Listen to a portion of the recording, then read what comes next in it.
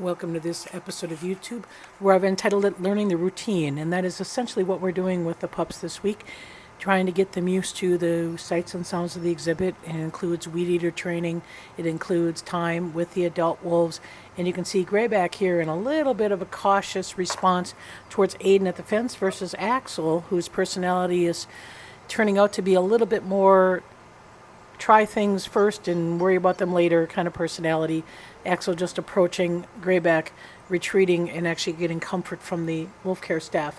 But at this point, Aiden has been getting a little bit more interaction at the fence, and Aiden on the left, Bolts is on the right there, and Aiden in a tail wag greeting, again very social with pups. We know that from previous experience, Aiden is a great pup caretaker, so we will see that hopefully take over when they finally do get to be introduced as a pack, and that's sometime in early August. We're anticipating around August 7th is what we've kind of scheduled for a date.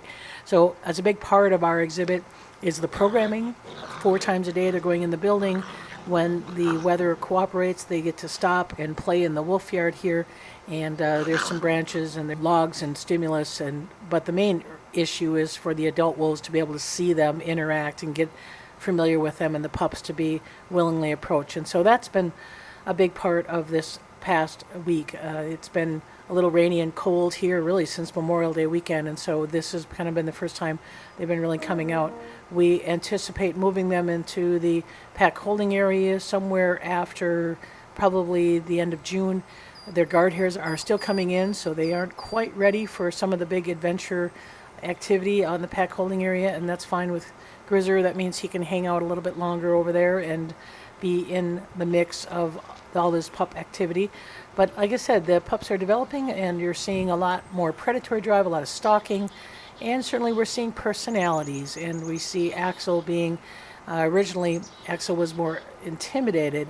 Now it appears that Axel's kind of the one that's out there trying new things, and this is Grayback here doing a little bit of sniff of the air, interacting. One of the things I try to do is every time I come out of the adult wolf enclosures, I try to bring that coat in with the pups so the pups can have a stronger kind of interaction, smelling, sniffing, and licking of the pups. And I do the same thing when I go in with the adults.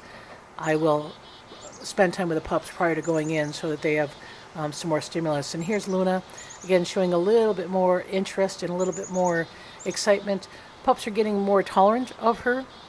And again, this is Grayback showing those ears pricked and turned sideways and actually flat back there for a bit. He's a little more intimidated. His tail is low. Axel's right there facing off with Luna. So it's getting better. Every day is a new experience or new exposure. The other thing that we did today was weed eater training. So just running the weed eater, having some distractions, having those pups able to process something else while those noisy things are going on, because weed eaters are a very important part of our life. We do weed eat the vegetation to help control the bugs for the exhibit. So deer legs are a great distraction. Ice cubes on the hot day were a great distraction. Beaver tails, beaver feet. We have bison, we have venison, we have beef. We have a lot of different variety of things. We have some of their vitamins are being given in some raw meat, and that makes a little bit more palatable. So lots of things going on for these pups, so lots of things to chew.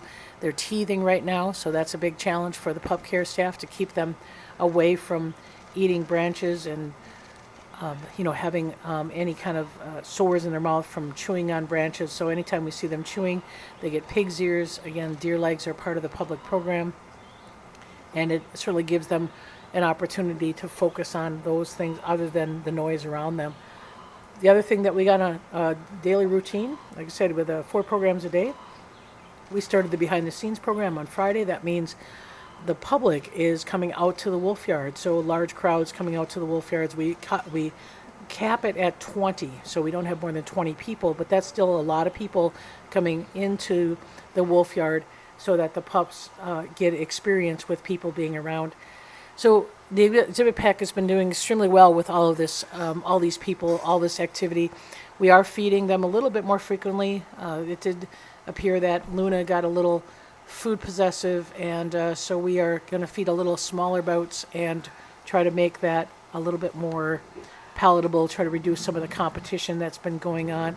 And so with Luna, competition is usually has some kind of aggressive tendencies. So you'll see in this clip, Aiden cached a chicken.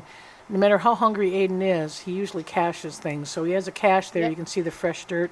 He's kind of going back and forth between interacting with staff, and then decides there's other wolves around, so he decides to dig up his chicken and take his cache back over and actually consume it.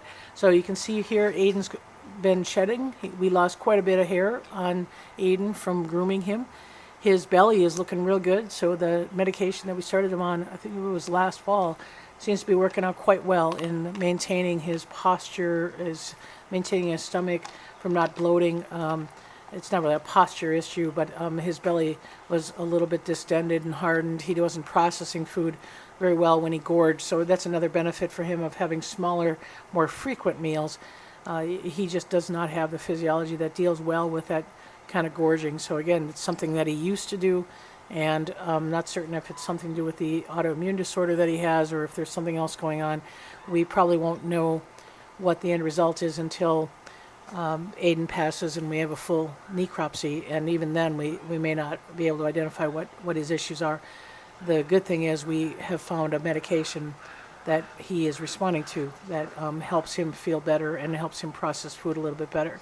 So like I said, a whole chicken, we buy him by the case here, and that is helping Luna get a little bit satiated. Like I said, if Luna has a large volume of food that she can possess, she seems to be showing some of that possessive guarding behavior towards the pup. So we didn't want that. We wanted her to be a little more bonding, a little more caregiving, and so we felt we'd avoid some of the distraction by having such a large volume of food for her to guard and possess. If she can consume it, then she seems to be easier to deal with.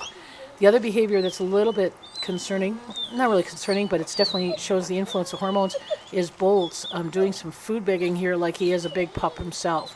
Denali is not all that comfortable with it because Denali typically is lower ranking, doesn't really deal with a lot of confrontations. He's subordinate to Aiden.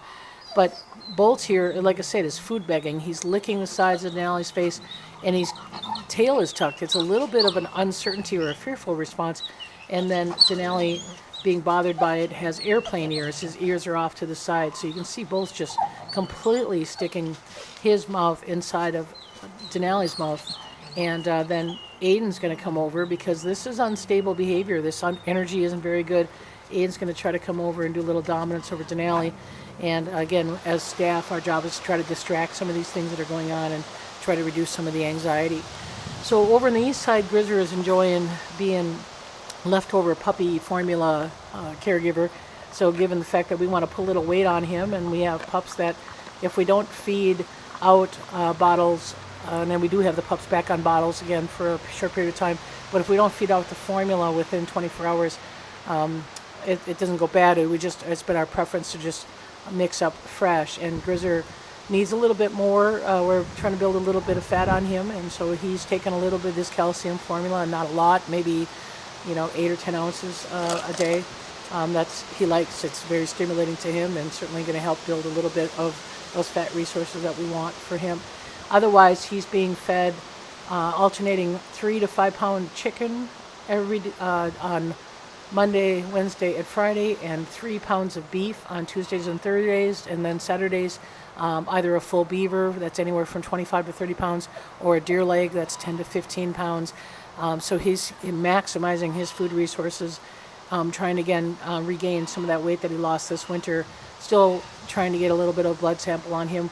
We don't want to immobilize him to get a blood sample. We want him to feel relaxed about it. So it takes us a little bit of time, and because he's not in any physical decline, meaning that it's just a body weight issue, clearly we want to see if there's any underlying problems, but at this point he is healthy and he is moving around, and there aren't any symptoms to show that there's anything different, and so we don't want to force him into a blood work if he's showing a little bit of anxiety about it. And so we are working with him, and we have in the past gotten blood samples from him without immobilizing, just a matter of a proper distraction. And actually it's probably a matter of removing some distractions, and that includes pups making noise over here in the pup care center. and that's keeps Grizzer focused a bit. So that's what's going on, and Grizzer in retirement on the east side is very grown over because Grizzer is spending almost all of his time in the pack holding area with the pups being in the wolf care center. The retired area is just growing into a jungle, and there is a wolf in there. You see a little bit of that hair there, but Grizzer is in there. It's just hard to see him, and that's a great exhibit to have for a retired wolf. Shade is good for temperature control, but also for bug control, so he's doing great. Got all kinds of little paths and tunnels in there. I suspect as he spends more time in there and the pups utilize the pack holding area a little bit more, we're going to lose some of his vegetation, but for right now it's been a great summer so far. So that's it. Thanks for watching, and we'll see you next week. We have a webinar with the pups on June 30th.